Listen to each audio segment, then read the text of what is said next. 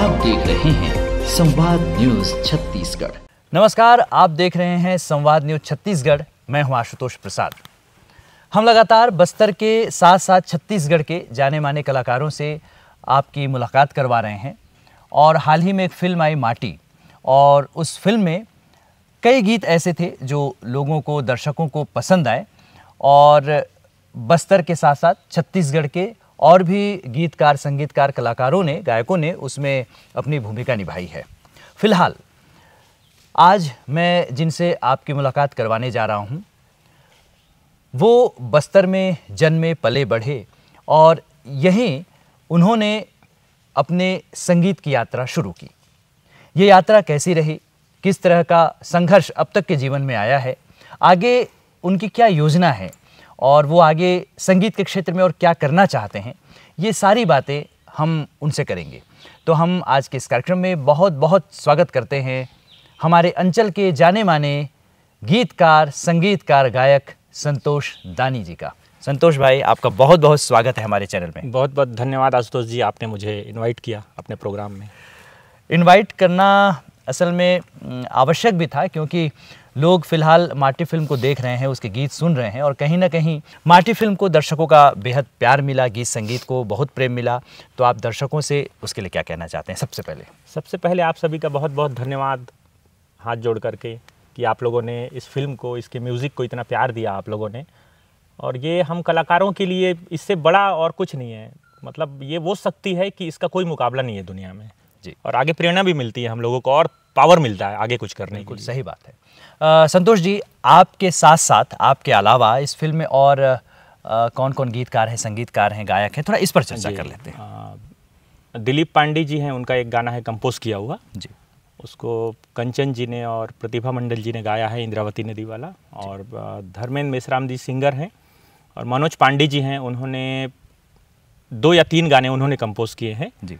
और फिर 2 गाने मैंने कंपोज किए हैं और मैंने गाए हैं। तो जब सब एक साथ मिल करके संगीत की यात्रा में यशपाल ठाकुर जी, यशपाल ठाकुर उनका नाम था। एक गाना यशपाल ठाकुर जी का कंपोज किया हुआ है, जिसको धर्मेंद्र मेश्राम जी ने अपनी आवाज़ दी है। कैसा आप लोगों को लगा जब एक साथ आप लोगों ने इस फिल्म के लिए संगीत का संयोजन किया? कभी कोई गा रहा, कभी किसी का गीत, कभी किसी का संगीत, एक माहौल बना होगा। नहीं, वो धीरे धीरे करके हुआ। शुरू में तो एग्जैक्ट नहीं पता था कि पहले तो मैं एज ए कंपोज़र और सिंगर था, और फिर मनोज पांडे जी हमारे, है ना, मनोज भैया थे, उनका था। तो फिर धीरे से यशपाल ठाकुर जी वो वाला गाना उस पर आया। उसके बाद फिर धर्मेंद्र मेश्राम जी जो थे, पहले शुरू की बात बता रहा हूँ, एकदम शुरू की। प्लानिंग थोड़ा सा चेंज होते रहता है ना, इतनी बड़ी फिल्म है, 2.5 घंटे की फिल्म है, उसको बनने में इतने टाइम लगता है कि बहुत सारे चेंजेस भी होते हैं। तो धर्मेंद्र मेश्राम जी पहले नहीं उनका चेहरा दिख रहा था, लेकिन फिर धीरे से जैसे यशपाल ठाकुर जी का गाना ऐड हुआ, तो वो उनके स्टाइल पे था। तो फिर उनका ध्यान आया कि भाई धर्मेंद्र मेश्राम जी को गवाना है। पहले वो जो गाना था सुन सजनी, उसके जगह पे कोई और गाना था। अच्छा। तो इसलिए धर्मेंद्र मेश्राम जी वहाँ पे भी नहीं थे। तो फिर वो गाना मनोज पांडे जी ने कंपोज किया, वो धर्मेंद्र मेश्राम जी के ट्रैक का, उनके स्टाइल पे था। तो फिर ऐसे ऐसे करके वो सब जो बोलते हैं ना, माला जो है वो पिरोते गई। फिल्म में, माटी फिल्म में आपके कौन कौन से गीत थे? एक शुरू में आता है, आधे घंटे के बाद फिल्म शुरू होते ही, मोर मन के तिमेद बन जाले, वो एकदम फुल्ली रोमांटिक गाना है वो। और उसके बाद अंत में एक गाना आता है जो क्लाइमेक्स में रिपीट भी होता है, जो दर्दीला सॉन्ग है, बहुत ही दर्द भरा, मोरे संगी कैसे भूला हूँ तोर मयाला। ये 2 गीत हैं, और ये दोनों गीत बहुत ही कर्णप्रिय हैं। और मोर मन के तहमीद बंजा, ये मेरे ख्याल से काफ़ी समय हो गया इसको, 20 साल हो गया, 20 साल लगभग हो गए। सबसे पहले हीरो उस पे आप थे 20 साल पहले। संगीत की यात्रा आपकी कैसे शुरू हुई? कैसे आपको लगा कि हाँ, मैं भी एक गायक हूँ?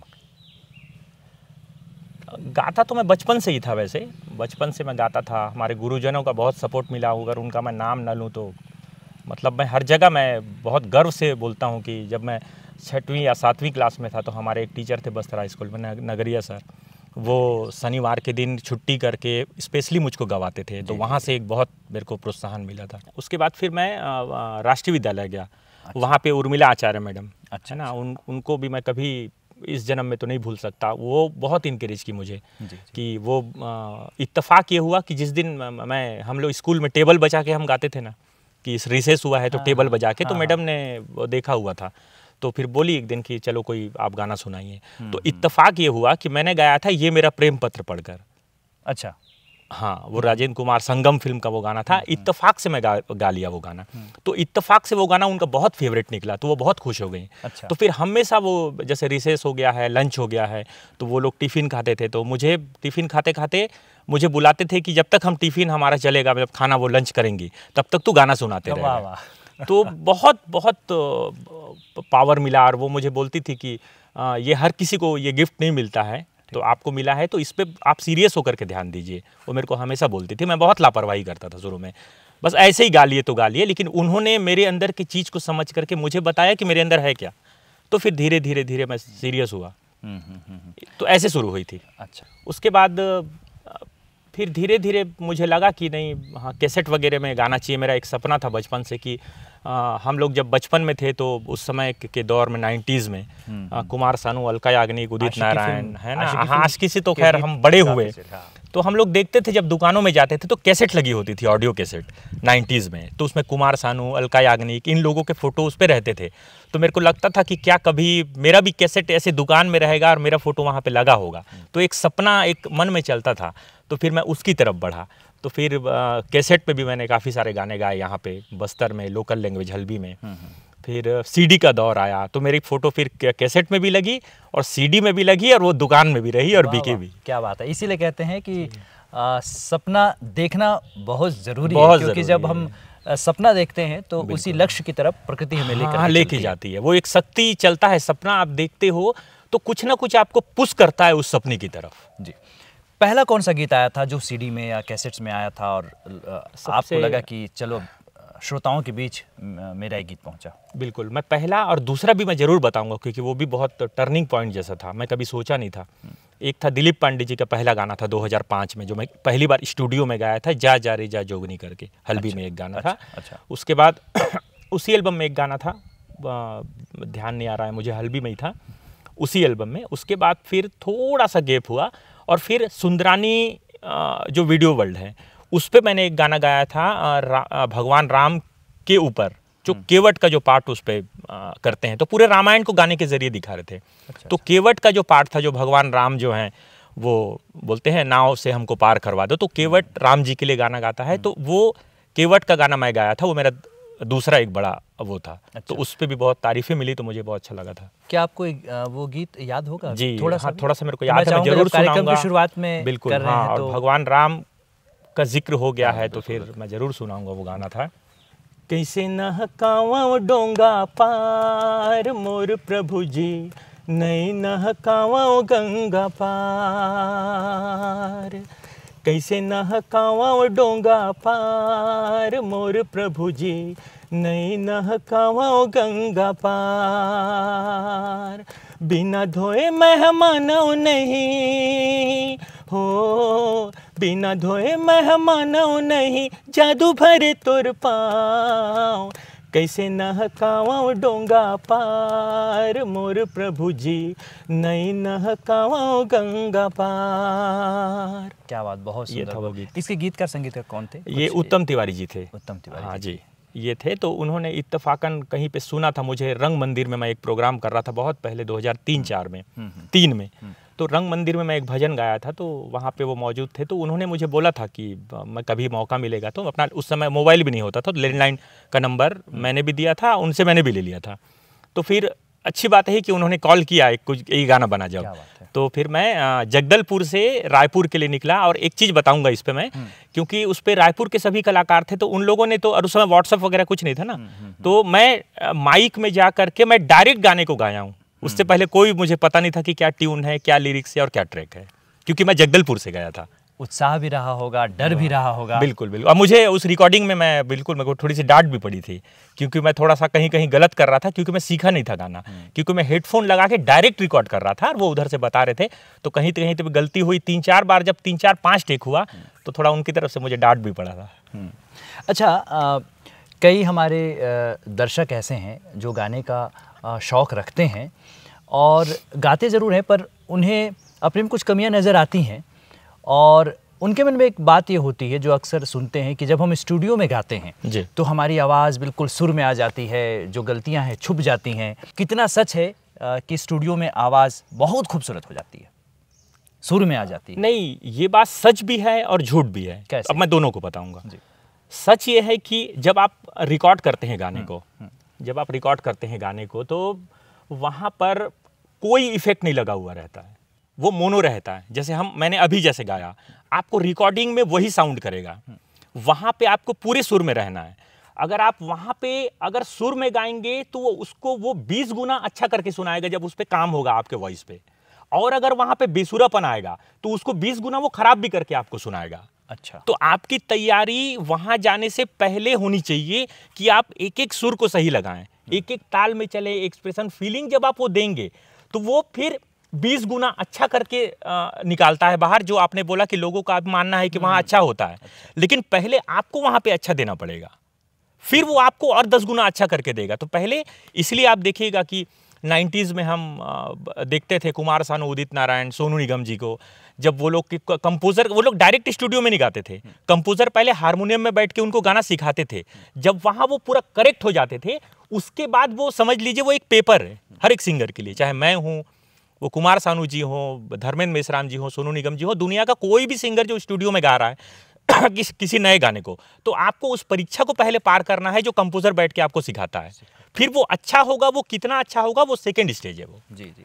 असल में ये सवाल मैंने इसलिए किया क्योंकि आजकल संगीत के क्षेत्र में, कला के किसी भी क्षेत्र में बहुत कम ऐसे लोग होते हैं जो उसमें दिन रात एक करके मेहनत करते हैं, क्योंकि कहीं ना कहीं उनकी ये सोच आजकल हो गई कि अरे यार स्टूडियो में देख लेंगे। नहीं, मैं इसी पे इस बात को जोड़ दूंगा। अभी मोरे संगी जो गाना पहली बार में माटी में आता है, जी, मोरे संगी, और फिर वो एंड में क्लाइमेक्स में भी आता है जब एक्टर और एक्ट्रेस दोनों मिलते हैं, तो वो गाना जगह पे इतना इफेक्ट कर रहा है वो जब लास्ट में वो आ रहा है, क्योंकि उस आलाप को मैंने फिर से गाया था क्योंकि उसमें और फील की जरूरत थी।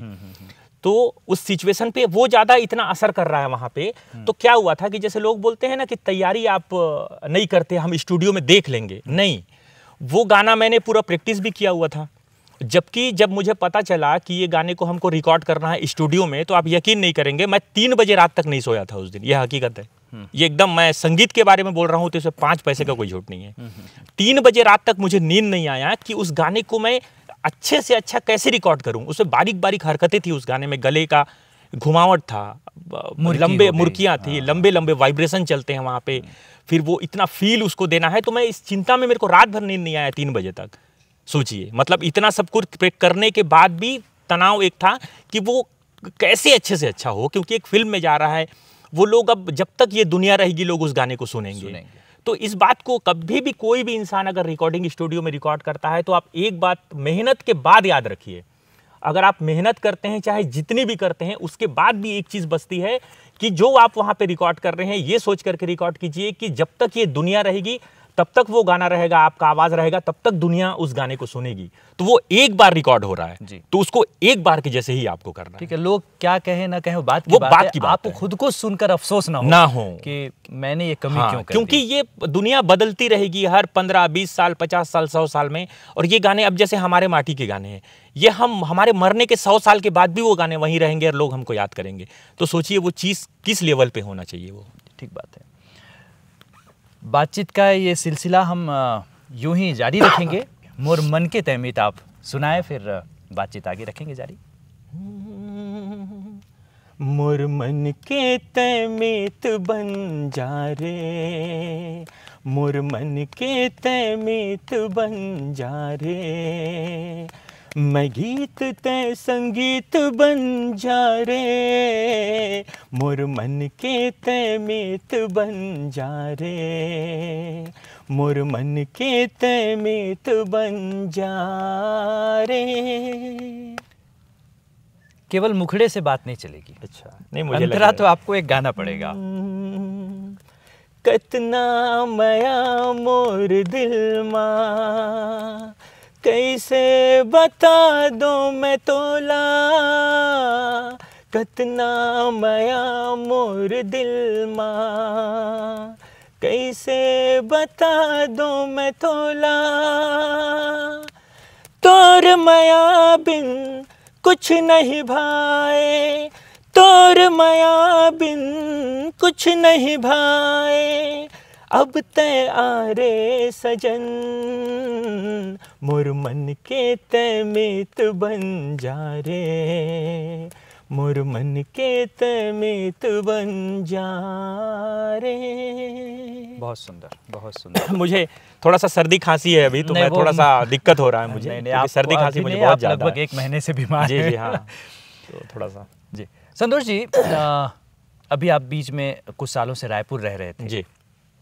आपने तो पिछले 20-22 वर्षों में संगीत की कोई शिक्षा कहीं आपने ली नहीं थी, नहीं ली थी। और हल्बी के बाद छत्तीसगढ़ी आप लगातार गाते रहे।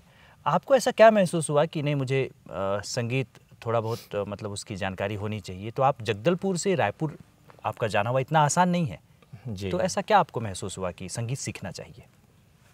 क्या था कि जैसे अब गाना कंपोज मैं करता हूँ, हालांकि ये तो गॉड गिफ्ट है वो, कि बिना म्यूज़िक को सीखे मैं बना लेता था। चलो इंसान गा तो फिर भी लेता है। लगता था कि जब ट्रैक हम बनाने जाते हैं वहाँ पे स्टूडियो में, तो वहाँ पे फंसते थे थोड़ा सा, कि थोड़ा सा तो जानकारी होना चाहिए ना कि स्वरों का क्या कॉर्ड क्या कैसे लगता है। अच्छा, संगीत जब आप क्लास ज्वाइन नहीं किए थे, नहीं उसके किया पहले था, जब उस भी समय आप ट्रैक लगता बनाए- था, हाँ, तो दिक्कतें तो होती थी और जो हमको। सी मेजर हाँ, कॉर्ड वगैरह जी, का कॉर्ड वगैरह में, जी, और बीच का भी म्यूजिक इंटरलूड वगैरह बनाना होगा, तो उसमें दिक्कत होता था। और बेस तो एक क्लासिकल का, अगर इस मुद्दे को हटा भी दिया जाए, क्योंकि हम इस फील्ड में हैं तो मैं जोड़ के बता रहा हूँ, अगर हर आदमी तो कंपोजर नहीं है, हर आदमी को तो ट्रैक नहीं बनवाना है, लेकिन अगर आप म्यूजिक गा रहे हैं तो वो बेस तो आपको होना ही चाहिए। और मैं आपको, आपके दर्शकों को मैं एक चीज़ मैं ज़रूर बताना चाहूँगा कि लोग बात करते हैं कि बेस का, कि वो क्लासिकल का कौन सा बेस होना है। मैं एक चीज़ अभी आप लोगों को करके दिखाता हूँ।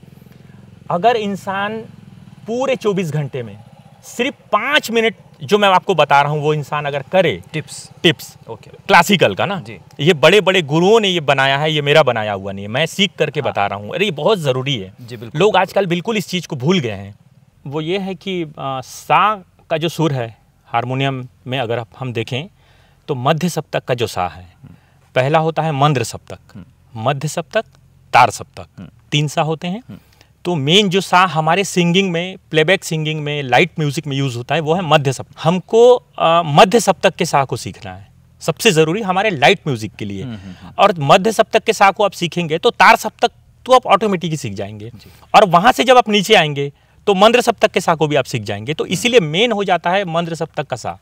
वो आप इस तरीके से लगा लीजिए और 5 मिनट आप कीजिए 24 घंटे में, रोज सिर्फ 5 मिनट, और 3 महीने में देखिए आपका गला क्या बन जाता है। तो मध्य सप्तक का जो असल का सा है, मध्य सप्तक के सा से हमको तार सप्तक के सा पे चलना है। तार सप्तक माने सबसे ऊंचा वाला सा। तो वो हारमोनियम का मेन सा है जिसे हजारों गाने बने हैं, हजारों गाने बने हैं उस सा के सुर से। तो सा का सुर अगर आप पकड़ लेंगे, रख लेंगे, तो आप सुर में जिंदगी में नहीं हिलेंगे किसी भी गाने को उठाने से पहले। तो आपको बस इतना करना है 24 घंटे में 5 मिनट। सबसे पहले आप सा के सुर को आप बैठा लीजिए। आजकल तो यूट्यूब में भी आपको बहुत सारे लोग मिलेंगे। सा रे गा मा पा धा नी सा, सा नी धा पा मा गा रे सा। तो ये है। और अगर मान लो इसमें एक महत्वपूर्ण चीज़ और है, जब ही मैं बताना भूल गया था, अगर करना चाहे तो, क्योंकि आप देखे होंगे इंडियन आइडल, सारेगामा में जब जजेस बड़े बड़े बैठे होते हैं तो वो एक शब्द बोलते हैं सिंगरों को कि आप खर्च का रियाज कीजिए। ये शब्द आपने सुना होगा कि खर्च का रियाज, खर्च जो मंद्र सप्तक की तरफ आते हैं, वो होता है सुबह, ये है रात का रियाज। इसको सुबह नहीं करना है। और ये जो बता रहा हूँ ये सुबह का है, अगर करना चाहे तो, नहीं करना चाहे तो कोई बात नहीं। जो अभी आपने मध्य सप्तक की बात की, हाँ, मध्य सप्तक से मैं ऊपर गया, वो शाम को है, क्योंकि गला खुला नहीं है। हाँ। और सुबह का जो रियाज है वो आप खरज जो बता रहे हैं, क्योंकि सुबह आप सोते हैं, रात को जब आप सोते हैं तो आवाज थोड़ा सा भारी हो जाता है, बैठा रहता है, तो उस भारी आवाज का आपको फायदा उठाना है। तो आप मंद्र सप्तक की तरफ करेंगे, फिर आप वो मध्य सप्तक का सा लगा लीजिए। इसलिए वो सा बहुत जरूरी है, गले को धीरे धीरे तैयार करना। हाँ, तो अगर आपके दर्शक अगर कोई सीखना चाहते हो तो फिर वही सा आप लगा लीजिए मध्य सप्तक का। पहले हम वहीं से ऊपर गए, अब वहीं से हम नीचे जाएंगे। सा सा नी धा पा मा गा। ये अब आवाज़ यहाँ खत्म हो जाएगी। तो इस तरीके से है। तो मध्य सप्तक से आप ऊपर भी जा सकते हैं, वहाँ से नीचे भी आ सकते हैं। ये बेस है। ये इस बेस को तो आपको किसी भी कीमत पे आपको सीखना पड़ेगा। अगर म्यूजिक में आपको कुछ अच्छा करना है, कुछ क्वालिटी लेके आना है अपने गले में, तो इसका कोई शॉर्टकट नहीं है। जी जी। तो संतोष जी, अभी आपने टिप्स दिया जी। क्या भविष्य में ऐसी कोई योजना है कि आप ऐसे कोई क्लास चालू करें जहां कोई अगर बेसिक जानकारी ही जी सही जी हाँ, सीखना नहीं है? मुझे बहुत सारे लोग ऐसे बोलते तो हैं, मेरे आसपास परिचित लोग, जैसे अभी मैं बताया, मैं बहुत सारे लोगों को, अपने खास लोगों को बताता हूँ, तो वो लोग मुझे बोलते हैं जो और इर्द गिर्द होते हैं। अभी भी माटी के प्रमोशन के दौरान भी इंजीनियरिंग कॉलेज में जब हम लोग गए हुए थे, तो वहाँ पे बहुत सारे लड़के बच्चे मिले कम उम्र के, जो म्यूज़िक को सीखना चाहते हैं, थोड़ा सा डीप में जानना चाहते हैं कि क्या कैसे, और तो मुझे पूछ रहे थे वहाँ पे भी। तो मैं सोच रहा हूँ 2026 के शुरू में कि ज़्यादा दिन नहीं बचा, महीने भर बचे हैं। तो मैं, हाँ, मेरे को बहुत सारे लोग बोले, और अच्छा भी है कि ना, आजकल लोग बहुत सारे लोगों का इच्छा है, शौक़ है। पहले तो नहीं था, लेकिन अब पिछले कुछ 5-7 सालों में मैं देखता हूँ कि एक बहुत अच्छी बात है कि लोग इस फील्ड में करना चाहते हैं, चाहे शौक़ हो, प्रोफेशनली हो। तो मैं चाहता हूँ कि, हालांकि मैं भी बहुत कुछ नहीं जानता, लेकिन मैं चाहता हूँ कि जितना मैं जानता हूँ, जितना मेरे अंदर म्यूज़िक को लेके ज्ञान है, वो और लोगों तक पहुँचे वो। अच्छा, आप गीतकार भी हैं, संगीतकार भी हैं, गायक भी हैं। जी। यदि आपको इन तीनों में से कोई एक, मैं कहूँ कि उस चीज़ से आप बहुत प्रेम करते हैं, गीतकार, संगीतकार, गायक, कौन सा है? नहीं, मैं गायक ही बोलूँगा, क्योंकि गायक। बेसिकली पैदाइशी मैं एक सिंगर हूँ। मैं हमेशा बोलता हूँ, मैं पैदाइशी कंपोज़र नहीं हूँ। मैं वो सिचुएशन कुछ ऐसा बन गया कि गाना कंपोज करना पड़ा। मैं बेसिकली, मैं पैदाइशी एक होता है ना म्यूज़िक कंपोज़र, वो मैं नहीं हूँ। वो मैं नहीं हूँ, लेकिन फिर भी आप इतने अच्छे जी, कोशिश मैंने की और प्रयास करता रहा। कई बार मुझे लगा कि नहीं, इस सिचुएशन पे कुछ और अच्छा कुछ होना चाहिए, तो मैं अपने आप के ऊपर ही मैं लेता हूँ किसी भी चीज़ को, कि अगर मैं उस सिचुएशन पे होता तो मैं क्या गाना बनाता। कई फिल्में देखते हैं, कभी कभी कुछ कुछ नहीं भी जमता है, कई तो खैर इतने अच्छे हैं कि हम ज़िंदगी में नहीं कर सकते। आशिकी के गाने थे, राजा हिंदुस्तानी के गाने थे, और दिलवाले दुल्हनिया, कई इतने, लिस्ट बहुत लंबी हो जाएगी। मतलब क्या म्यूज़िक था उनका, और वो इसी दुनिया के इंसानों ने बनाए हैं उसको, और हम भी इंसान हैं, उसी फील्ड में। तो मैं हमेशा उनकी जगह अपने आप को रख करके सोचता हूँ कि मैं होता तो क्या बनाता। तो ये करते करते करते करते वो होता गया, और आज भी ऊपर वाले का आशीर्वाद है कि मैं बैठता हूँ और कुछ बनता है, तो सब उन्हीं का आशीर्वाद है। बनाने से पहले, बैठने से पहले मुझे कुछ नहीं पता होता। वो पता नहीं कहाँ से आता है, और वो जादू कैसे होता है, मुझे नहीं पता। संतोष दानी से हम लगातार बातचीत कर रहे हैं, और इस बीच आपसे एक बात और बताना चाहूँगा कि आज से कुछ साल पहले माँ दंतेश्वरी पर कुछ भजन निर्मित किए गए थे। संतोष दानी उसके गीतकार, संगीतकार थे, और इनके लिखे और इनके बनाए धुन पर, संगीत पर स्वर दिया था अनुराधा पौडवाल जी ने, साधना सरगम ने, मोहम्मद अजीज़ साहब ने, और सुरेश वाडकर साहब जी ने अपनी आवाज़ दी थी। और इनके बनाए धुन को उन्होंने काफ़ी पसंद किया, और उसके लिए हम आपको बधाई देना चाहेंगे। बहुत बहुत कि धन्यवाद। आपने इतने अच्छे गीत तैयार किए कि बस्तर का नाम गीत संगीत के क्षेत्र में मुंबई तक पहुंचा, उन बड़े कलाकारों तक पहुंचा। जी, ये सपना ही था। ये तो एक प्रकार का सपना, हमारे जैसे हम लोग इतने दूर बस्तर में रहते हैं ना, तो बचपन से हम फिल्में देख रहे हैं। अभी आपने बोला था ना कि आशिकी का जिक्र किया, मैंने भी आशिकी से होश संभाला। मैं 10-11 साल का उस समय रहा हूँगा जब आशिकी हम लोग रंगोली में और चित्रहार में देखा करते थे। तो हमारे लिए तो ये लोग नहीं थे जो बचपन से मुंबई और वो बॉलीवुड, तो वो लगता था कि ये लोग इंसान नहीं है, लगता था कैसे, जिनको हम पूज रहे हैं भगवानों की तरह, अब वो आपके सामने आ जाएं तो कैसे यकीन हो। इससे बड़ी बात क्या हो सकती है कि खुद के बनाए धुन को, गीत को, संगीत को उन्होंने अपना स्वर दिया।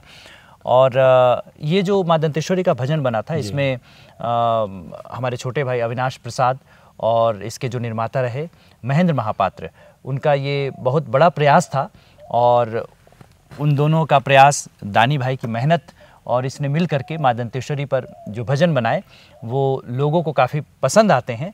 और आप भी ज़रूर उसे सुन चुके होंगे, और अगर आपने नहीं सुना है तो वो उपलब्ध है क्या इसमें? हाँ, अभी हाँ, यूट्यूब पे वो है उपलब्ध। संतोष दानी के स्वर में इनके बनाए गीत संगीत को वो मेरे से अनुराधा पौडवाल जी ने अपनी आवाज़ दी थी। जी, संतोष मेरे दानी ख्याल साहब से होते हैं। माता दंतेश्वरी के ऊपर हिंदी में वो पहला था। हल्बी वगैरह में तो छत्तीसगढ़ी में बना था, हिंदी में पर वो पहला था। तो ये इतने बहुत समय हो गया, हाँ। गर्व की बात है। हाँ, तो मैं 2 लाइन सुनाता हूँ जो अनुराधा पौडवाल जी ने अपनी आवाज़ में गाई थी, और उनकी आवाज़ ओहो। आए हैं मैया दंतेश्वरी, आए हैं मैया दंतेश्वरी, आरती हम गाए माँ दंतेश्वरी, आरती हम गाए माँ दंतेश्वरी, आए हैं मैया दंतेश्वरी, आए हैं मैया दंतेश्वरी, आरती हम गाए माँ दंतेश्वरी, आरती हम गाए माँ दंतेश्वरी। बहुत ये सुंदर। था वो गाना। जय माता दी। जय माता दंतेश्वरी। हल्बी में आपका कौन सा पहला गीत था जो आपने रिकॉर्ड किया? वो था दिलीप पांडे जी का म्यूज़िक था उस पर, 2005 में स्वप्निल स्टूडियो में। कौन सा गीत था वो? गा के बताइए। जा सीधे। जा रे जा। मेरे को, मैं थोड़ा सा 2 लाइन सुनाऊंगा। मैं बहुत पुराना गाना है, बहुत टाइम से सुना भी नहीं हूँ। मुखड़ा ही मुझे याद होगा, अंतरा तो याद नहीं होगा। जा जा रे जा जोगनी, जा जा रे जा जोगनी, काय काजे तू दिल से लेके मके मोहनी, जा जा जा रे जा जोगनी, जा जा रे जा जोगनी। ये वो गाना था, और मैं बहुत डरा हुआ था क्योंकि ज़िंदगी में मैं पहली बार रिकॉर्डिंग स्टूडियो में गाना रिकॉर्ड कर रहा था, तो मैं बहुत घबराया हुआ था उस समय। इतने लंबे समय का, लगभग 22-25 वर्ष हो रहे हैं जी, आपको जी। इस फील्ड में, कुछ अपनी अनुभूति, कुछ मन में ऐसी बात है जो आप दर्शकों से शेयर करना चाहते हैं? मतलब इसको गलत तरीके से कोई ना ले, मतलब इस फील्ड के हिसाब से कभी कभी मन में अकेले में आता है कि काश इस फील्ड से जुड़े हुए जगह पे अगर हम शुरू से रहते तो बात कुछ और होती। इतना लंबा स्ट्रगल नहीं होता हमारा, क्योंकि इतने दूर हम लोग इन सब जगहों से रहते हैं, तो बहुत दिक्कत है और स्ट्रगल बहुत ज़्यादा है। कहीं तक भी पहुंच पाना प्रैक्टिकली बहुत मुश्किल है। और ऐसा नहीं कि हम लोगों ने कोशिश नहीं की है। आपने बताया ना, मैं रायपुर में भी 10 साल रहा हूँ, वहाँ का हिसाब किताब भी बहुत अलग मैं वहाँ पे रह करके मुझे पता चला। मुंबई भी 2-3 बार मैं जाके आ चुका हूँ, वहाँ पे भी मैं रहा हूँ कुछ दिन, लेकिन ऐसे दूर से करना बहुत मुश्किल काम है, बहुत मुश्किल काम है। सपोर्ट बहुत ज़्यादा चाहिए हर मामले में। आर्थिक रूप से समृद्ध होना बहुत ज़रूरी है, क्योंकि आप आज के इस महंगाई के दौर में वही तो, कहीं एक दिन भी रहना बहुत भारी पड़ता नहीं है। बिल्कुल। आप महंगाई की दौर बोले तो एक बात मैं ज़रूर बताना चाहूँगा। मुंबई में जब हम लोग वहाँ रहते थे, जो मनीष श्रीवास्तव हमारा दोस्त, उसके यहाँ पे मैं गया हुआ था 2010-11 में 15 साल पहले। तो वो जो रूम में, लोगों को थोड़ा अजीब हो सकता है, लेकिन आपने बोला ना कि सच बोलिए, तो मैं इसकी मुश्किलें बता रहा हूँ कि क्या है हमारे जैसे लोगों के लिए इतने दूर से जा कर के करना। तो जो खाना मंगवाते थे हम 2 आदमी के लिए, वो खाना वहाँ 700 रुपये का पड़ता था एक टाइम का, 2010 में। सोचिए आप, तो एक दिन में चाहे कुछ हो ना हो, आपको 1500 रुपये का खाना खाना है रोज़, अगर जीवित रहना है तो। स्ट्रगल फिर वो बात की बात है, वो छोड़ दीजिए। तो अब सोचिए क्या हाल होगा वहाँ पे। ठीक बात है। तो इस तरीके की चीज़ें हैं। हमने आज संतोष दानी से काफ़ी बातें की हैं, उनके गीत संगीत की यात्रा को लेकर के। उन्होंने कुछ गीत भी सुनवाए हैं। कुछ और आप सुनाना चाहेंगे, कुछ आप बताना चाहेंगे तो स्वागत है। बस लास्ट में ये है कि ये माटी के बाद से जिस तरीके से लोगों का प्यार मिला, और तमाम छत्तीसगढ़ में, तो और भी अभी कुछ प्रोजेक्ट हैं रायपुर में छत्तीसगढ़ी फिल्मों को लेकर के। अभी ज़्यादा नहीं बताऊंगा, अभी बताना थोड़ा जल्दी हो जाएगा, क्योंकि थोड़ा सा करीब पहुंच जाएं हम उसके, तो फिर बिल्कुल खुलासा और भी करते जाएंगे। तो अच्छी बात यह है कि अब पहले भी विश्वास था, हिम्मत था, अब वो विश्वास और भी ज़्यादा बढ़ा है, क्योंकि रास्ते और रायपुर में खुले हैं। हमारा तो लक्ष्य शुरू से एक रहा है कि मुंबई की तरफ देखने का, हमेशा से रहा है। छत्तीसगढ़ तो बहुत बाद में बना ना 2001 में छत्तीसगढ़ी फिल्में, लेकिन हम तो उससे पहले से जुड़े थे। उस समय सिर्फ एक मुंबई था, तो वो मुंबई का सपना भी दिल में बसा हुआ है। तो आज नहीं तो कल, नहीं तो परसों, अगर सब कुछ ठीक रहा, ऊपर वाले ने लिखा होगा और हम ऐसे ही मेहनत करते रहे जो करेंगे, तो एक दिन मेरी आपकी मुलाकात मुंबई में ज़रूर होगी। चलिए, बहुत बहुत बधाइयाँ, शुभकामनाएं। चलिए, माँ दंतेश्वरी का आशीर्वाद बना रहे और आप यूं ही आगे बढ़ते रहें। तो आज हमने बात की बस्तर अंचल के एक प्रसिद्ध गीतकार, संगीतकार, गायक से, जिन्हें हम संतोष दानी के नाम से जानते हैं। और हम ये उम्मीद करते हैं कि इनके द्वारा यूं ही गीत संगीत, प्यारे प्यारे गीत संगीत इनकी आवाज़ में आपको, हमको सुनने को मिलते रहेंगे। और आज इन्होंने हमसे बात की, इसके लिए हम संतोष दानी जी का बहुत बहुत शुक्रिया अदा करते हैं। बहुत बहुत धन्यवाद आपका। आपके दर्शकों को मैं बहुत बहुत धन्यवाद देना चाहता हूं, और हमारे फिल्म को इतना सपोर्ट करने के लिए बहुत बहुत दिल की गहराइयों से धन्यवाद। और आपसे फिर मुलाकात होगी, तब तक के लिए हम दर्शकों से लेते हैं इजाज़त। नमस्कार। नमस्कार। आप देख रहे हैं संवाद न्यूज़ छत्तीसगढ़।